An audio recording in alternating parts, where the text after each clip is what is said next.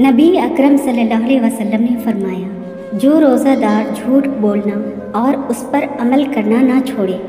تو اس کے کھانا پینا چھوڑنے کی کوئی ضرورت نہیں۔ نبی کریم صلی اللہ علیہ وسلم رمضان کے آخری عشرہ میں اعتکاف کرتے اور فرماتے کہ رمضان کے آخری عشرہ میں شب قدر کو تلاش کرو۔ رسول اکرم صلی اللہ علیہ وسلم نے فرمایا، روزہ اور قرآن قیامت کے دن بندے کے حق میں سفارش کریں گے۔ روزہ کہے گا، اے میرے رب، میں نے اس بندے کو دن کے اوقات میں کھانے پینے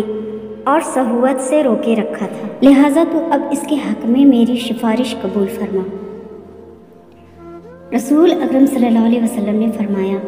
اللہ پاک فرماتا ہے کہ انسان کا ہر نیک عمل خود اس کے لیے ہے، مگر روزہ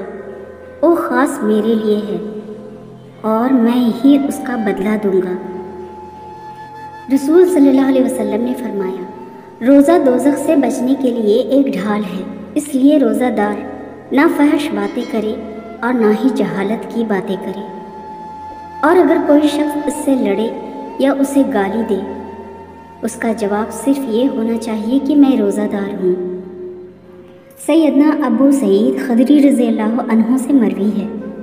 کہ میں نے رسول صلی اللہ علیہ وسلم کو فرماتے ہوئے سنا، جس آدمی نے ماہ رمضان کے روزے رکھے،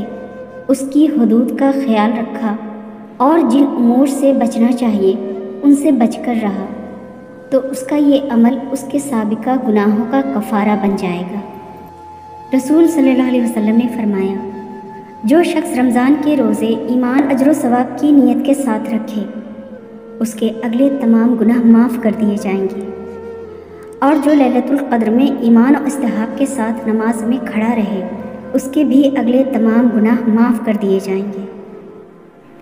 رسول اکرم صلی اللہ علیہ وسلم نے فرمایا، جنت کا ایک دروازہ ہے جسے ریان کہتے ہیں،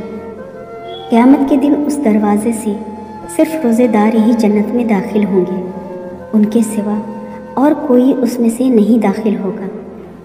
ویڈیو کو لائک کریں، کمنٹ کریں، اپنے عزیزوں کے ساتھ شیئر کریں، اور اگر آپ میرے چینل پر نئے ہیں تو سبسکرائب ضرور کریں، ساتھ ہی بیل آئکن بھی کلک کر دیں تاکہ میری ہر نئی ویڈیو کی نوٹیفیکیشن آپ کو فوراً ملے۔